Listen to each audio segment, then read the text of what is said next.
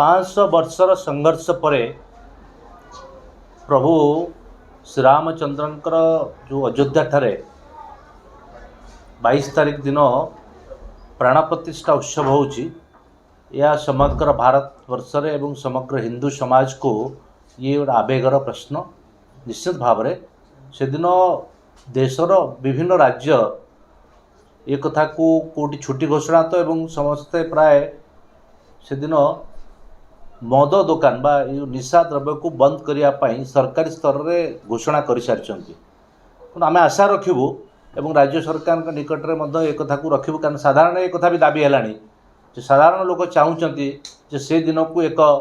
पुण्य एवं पवित्र दिन भाव माने पालन करने से दृष्टिकोण ओडिशा रे मध्य सरकार ये मद दुकान बा मद बार ये सब को बंद करार आवश्यकता रही तेणु निश्चित भाव में आम आशा रखू राज्य सरकार बंद करेंगे अन्य पक्षे साधारण से दिन को छुट्टी घोषणा करने एवं